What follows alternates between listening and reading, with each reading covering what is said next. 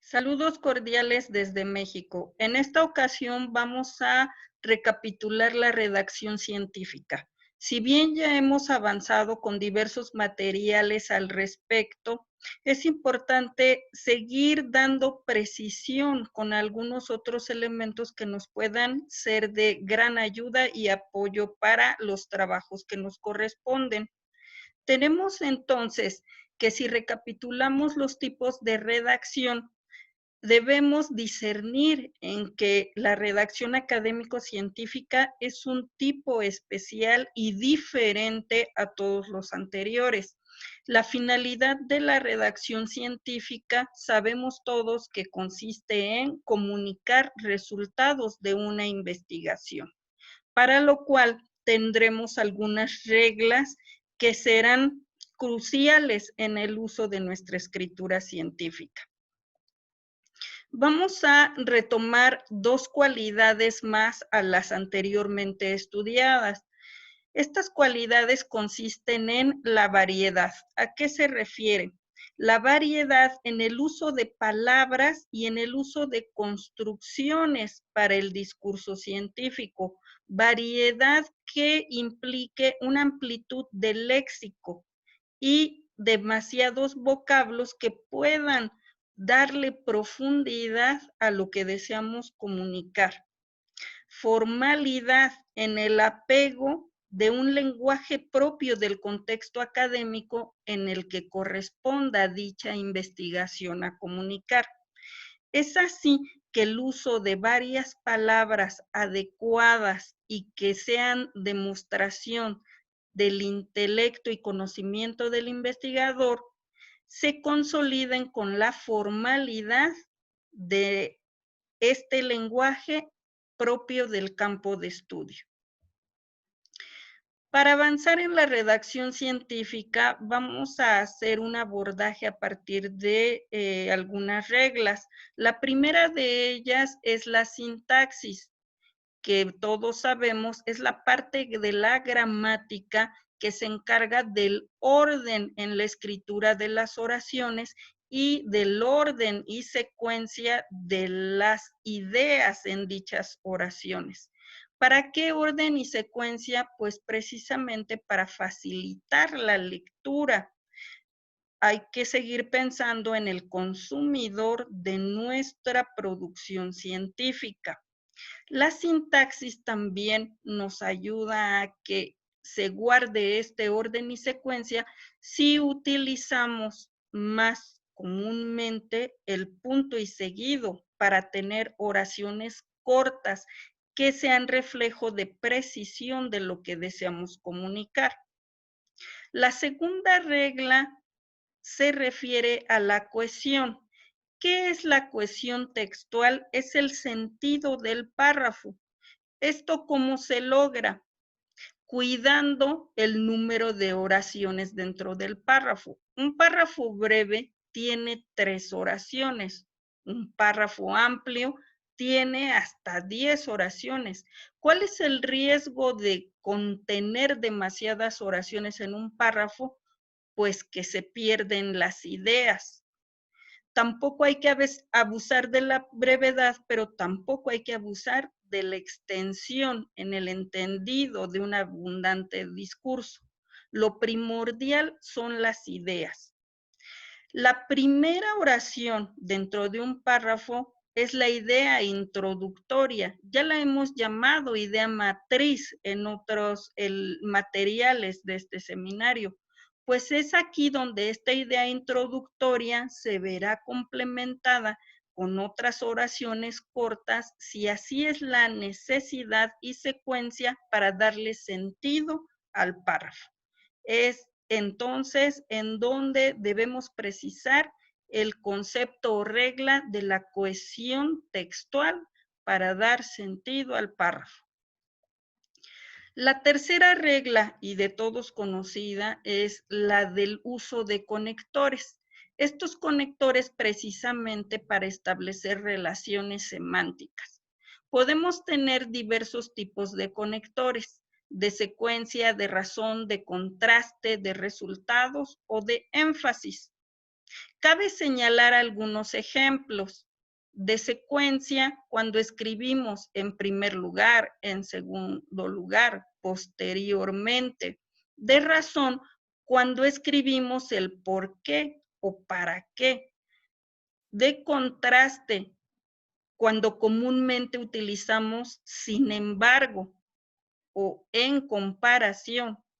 De énfasis, cuando anunciamos precisión, ciertamente, en particular, particularmente. De resultado, cuando escribimos por lo tanto, es así, se tiene que. De acuerdo a estos ejemplos de conectores, también me voy a permitir recomendarles evitar el uso de palabras terminadas en mente, el uso y abuso de palabras terminadas en mente. Por ejemplo, si utilizamos un conector de resultado en donde escribimos evidentemente, se preferirá escribir se ha evidenciado o se tiene evidencia para no caer en este común de abusar de palabras terminadas en mente, así como también se ha dicho que hay que evitar el uso de palabras con lo común en el uso del gerundio. Bien, pasamos a la regla 4, que refiere al uso de palabras en singular y palabras en plural. Se recomienda que se utilicen preferentemente palabras en singular, a menos o en la excepción en donde estemos caracterizando al objeto de estudio y que haya demasiados adjetivos o cualidades en donde tengamos que explicar detalladamente dichos elementos. De otra manera, el singular debe preferirse dentro de la redacción, porque sucede que cuando nos expresamos también de forma oral, tratamos de hacer más ágil nuestro lenguaje para ser entendidos, para ser comprendidos. Pero recuerden que la comunicación escrita debe de ser más experta y no coincide siempre con nuestra expresión oral. Y es aquí en donde este singular cobra relevancia. Puede ser que escribimos los factores determinantes de la deserción escolar es. Oralmente utilizamos demasiado es, pero aquí en lo escrito se debe escribir son.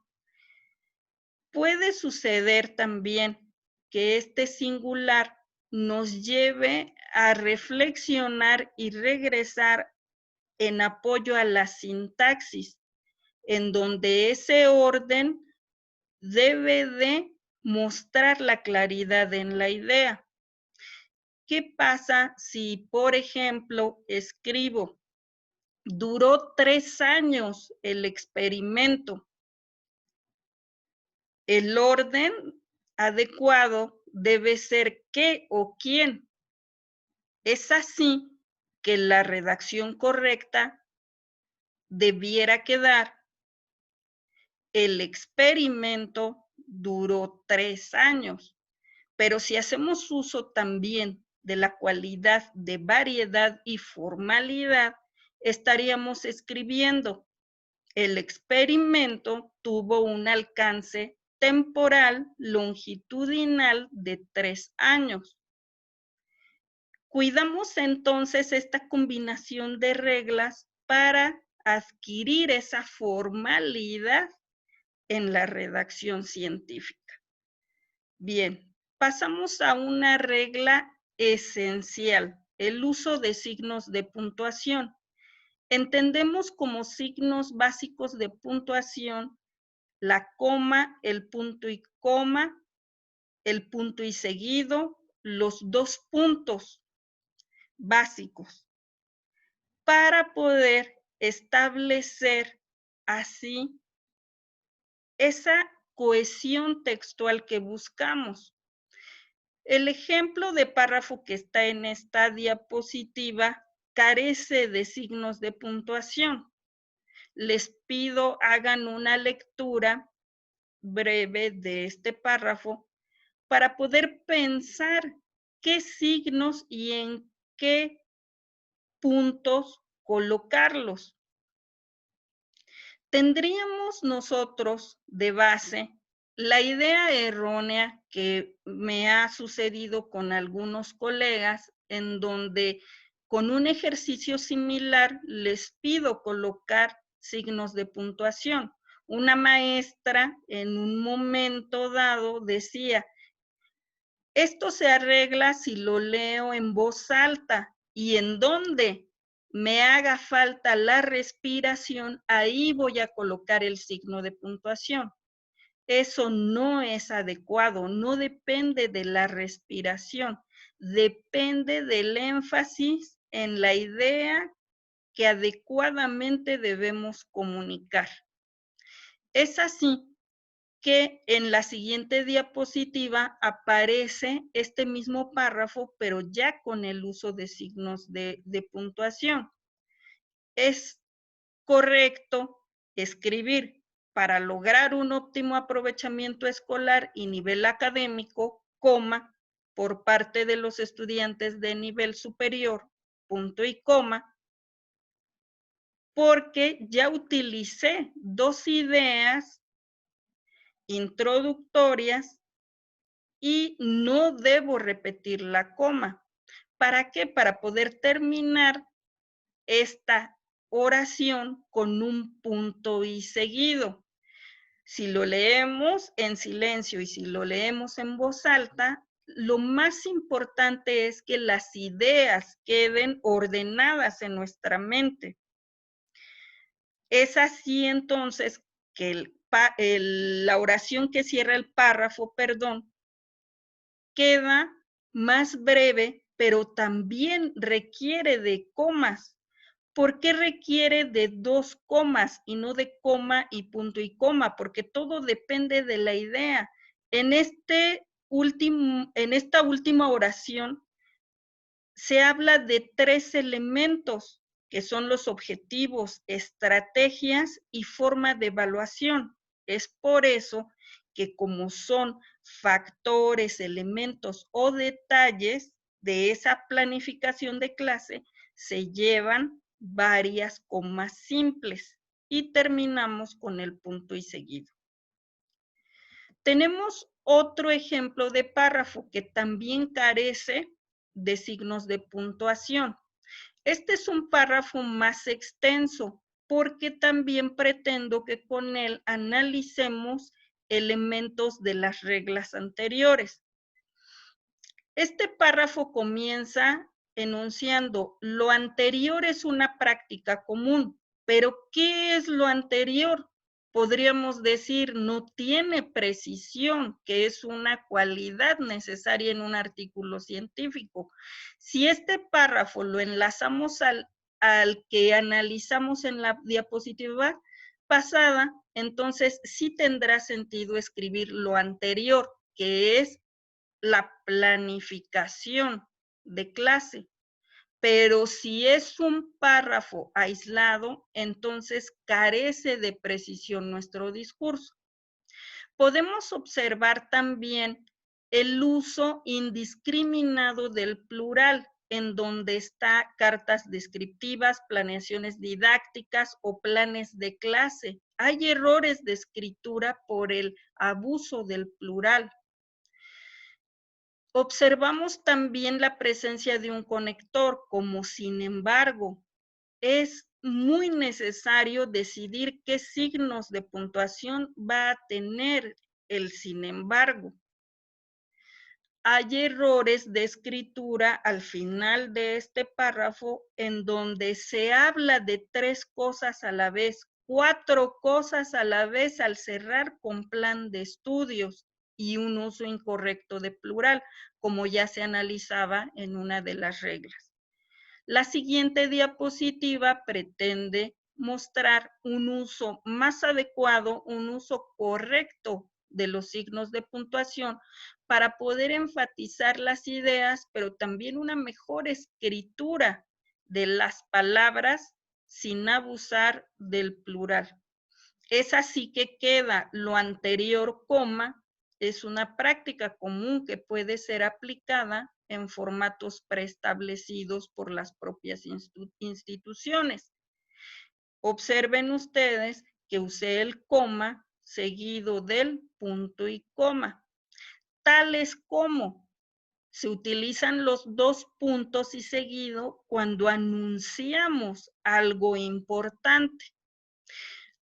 Carta descriptiva, planeación didáctica o plan de clase, no planes de clase.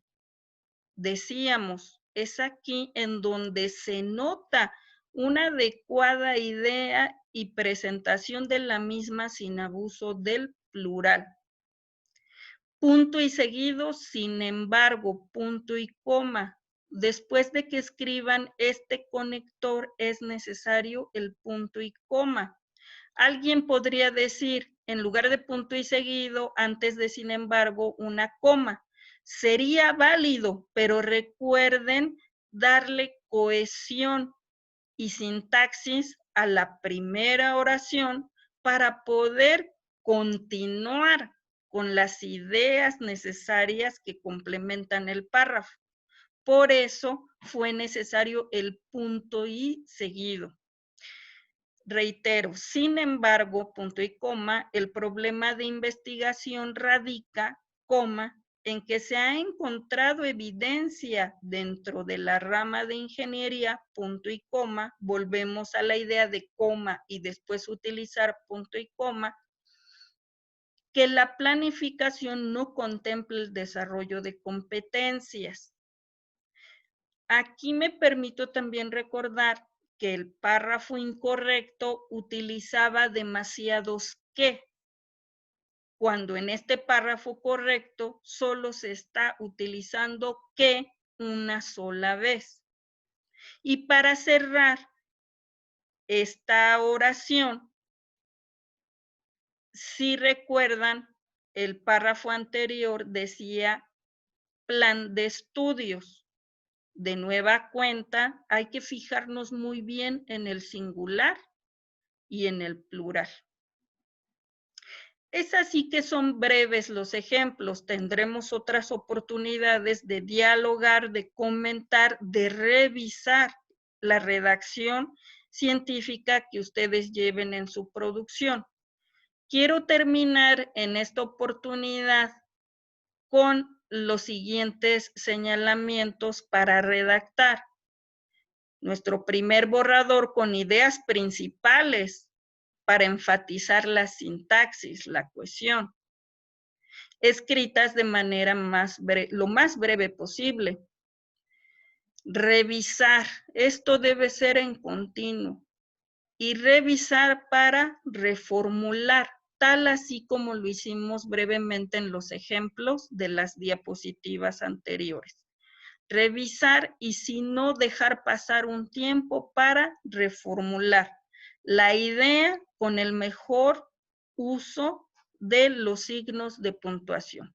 Espero que estos comentarios, estas recomendaciones sean pertinentes y útiles para el logro de una mejor redacción científica en su producción particular. Muchas gracias.